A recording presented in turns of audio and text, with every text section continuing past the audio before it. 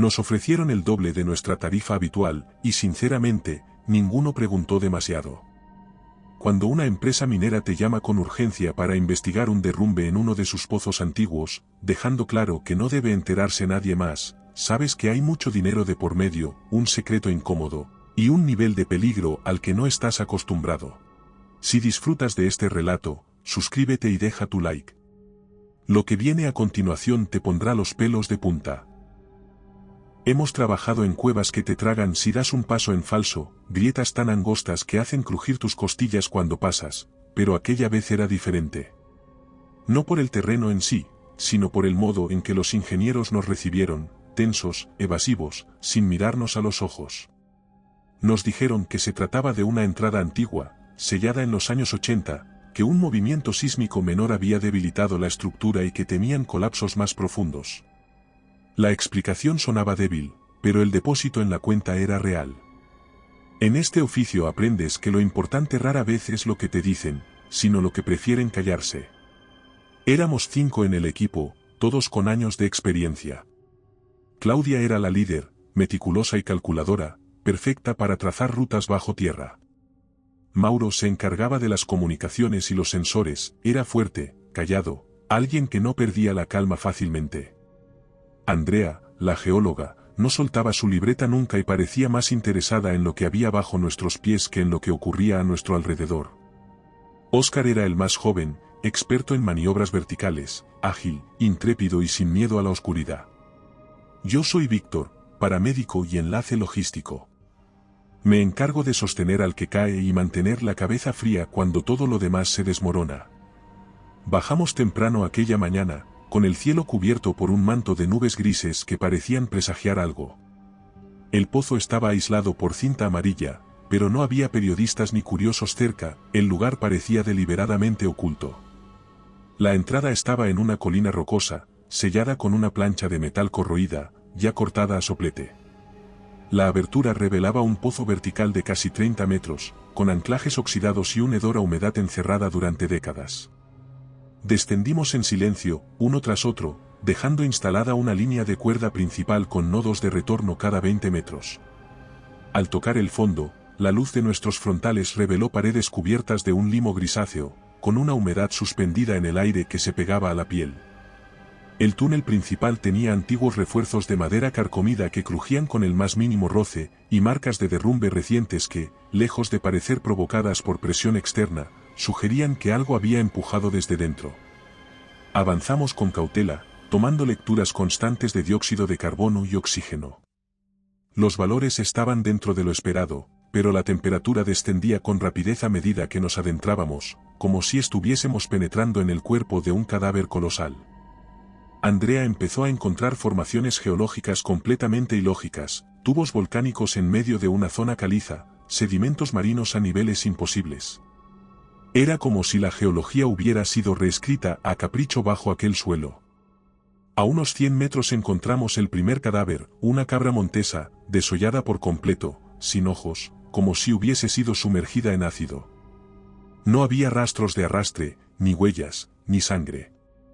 Lo inquietante no era solo su estado, sino la imposibilidad de que hubiese llegado hasta allí por sí sola. Claudia decidió establecer el primer punto de control en una cámara más amplia, desde donde pudiésemos operar con seguridad. Mauro instaló una antena de baja frecuencia, y transmitimos nuestra ubicación a través de repetidores. Los mapas antiguos indicaban la cercanía de una galería secundaria jamás explorada, y fue entonces cuando todo empezó a torcerse. Descubrimos una abertura no registrada, un túnel de casi 2 metros de altura, con paredes extrañamente suaves, sin marcas de herramientas, como si hubiera sido excavado por algo que no necesitaba manos. Mauro intentó bromear mencionando gusanos gigantes, pero nadie se rió. Como de costumbre, Óscar fue el primero en entrar. Su cámara de casco transmitía en tiempo real, y su voz, al principio clara, describía un túnel en espiral descendente, con una corriente de aire cálido que subía desde las profundidades. Luego, la comunicación se convirtió en un zumbido distorsionado. Intentamos restablecer contacto, pero no hubo respuesta. La cuerda de seguridad seguía tensa, sin signos de caída o desprendimiento.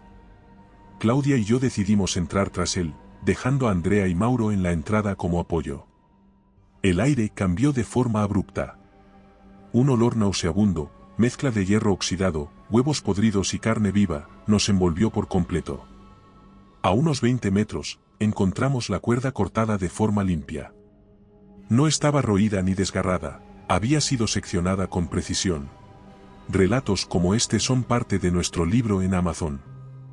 Encuéntralo en la descripción. Fue en ese momento cuando entendimos que Oscar no se había perdido, se lo habían llevado. Las linternas apenas alcanzaban el fondo del túnel cuando escuchamos un sonido viscoso, como carne húmeda deslizándose sobre roca, seguido de una respiración pesada, profunda, animal. Retrocedimos con cautela, dejando marcas fluorescentes a nuestro paso, pero al regresar a la base, Andrea había desaparecido, y Mauro tenía la cara cubierta de sangre. Apenas podía hablar, pero alcanzó a decir que algo la había arrastrado por un túnel lateral. La escuchó gritar una sola vez. Después, nada. Nos adentramos en su búsqueda, pero el sistema de túneles ya no era el mismo. Los pasadizos habían cambiado, como si las paredes se reconfiguraran cuando no las observábamos.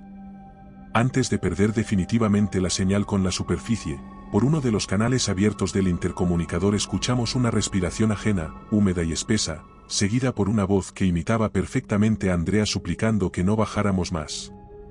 El instinto fue más rápido que el miedo, y antes de que pudiera formular un pensamiento coherente ya estábamos corriendo, impulsados por una urgencia ancestral que nos decía que algo en la oscuridad nos estaba cazando. Claudia trataba de imponer orden a través del intercomunicador, pero sus palabras se ahogaban en la confusión, el equipo había dejado de existir como unidad, reducido a fragmentos de voluntad dispersa por la desesperación. Mauro, medio consciente y bañado en sangre que no era toda suya, apenas podía sostenerse, y yo me vi obligado a guiar a ambos a través de pasajes que no aparecían en ningún plano, ni antiguo ni reciente, como si la estructura misma de la cueva se reconfigurara con cada paso. Aquella red subterránea estaba viva en un sentido que ninguna ciencia geológica podría explicar, respiraba, palpitaba, y cada bifurcación parecía una fauces esperando a cerrarse detrás de nosotros. Intentamos retroceder sobre nuestros pasos, pero los nodos fluorescentes que habíamos dejado estaban borrosos, como si alguien, o algo, los hubiera frotado o cubierto. Los sensores de Mauro comenzaron a arrojar datos incoherentes, marcando diferencias de presión y profundidad que desafiaban las leyes físicas, lo que significaba que estábamos mucho más abajo de lo que era geológicamente posible. Nos detuvimos junto a una cámara amplia en la que el aire se volvía más denso y la piedra adquiría una textura que recordaba vagamente a piel curtida. Mauro deliraba, murmurando que Andrea le había susurrado algo antes de que la arrastraran, que no gritó por miedo sino porque le habían arrancado la lengua.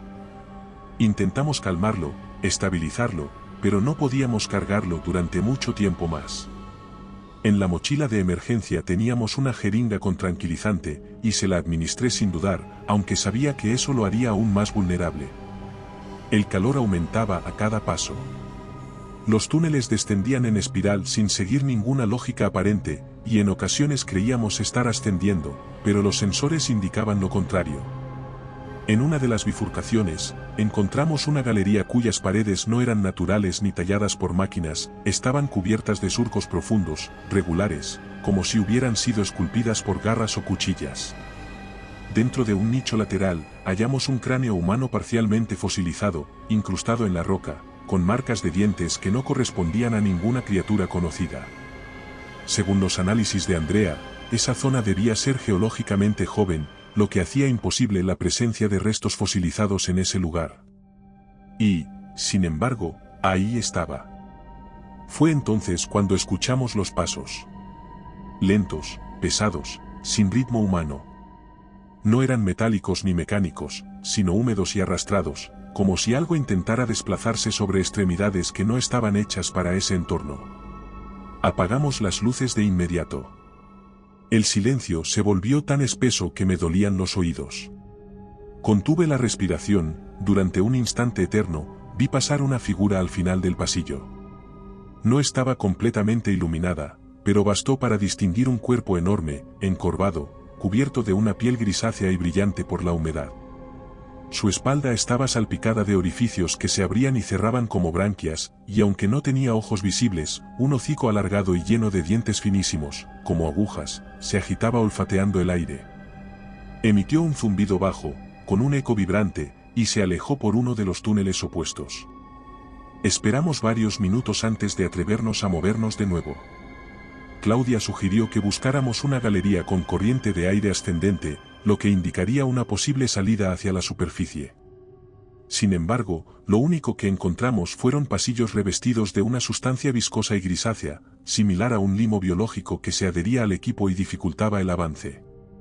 Mauro comenzó a convulsionar sin previo aviso, con gritos ahogados y los ojos cerrados con fuerza, hasta que, de pronto, su cuerpo quedó completamente inmóvil.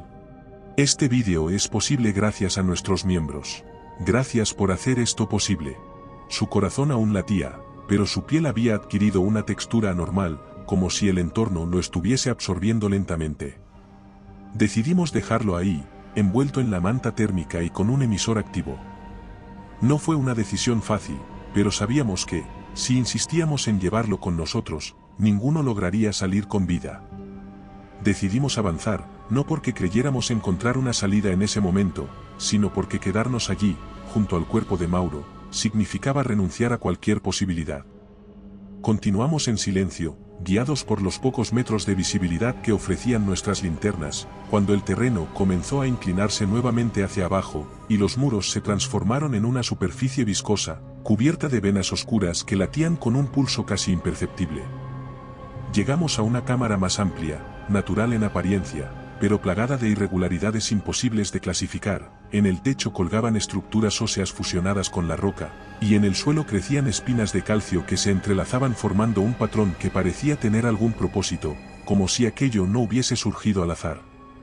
Claudia se detuvo en seco y me obligó a retroceder. Frente a nosotros, sobre una superficie blanda, descansaba lo que en un primer momento confundimos con un conjunto de sacos de dormir abandonados, pero que pronto revelaron su verdadera naturaleza. Una membrana traslúcida envolvía algo que se movía en su interior, lentamente, como si respirara.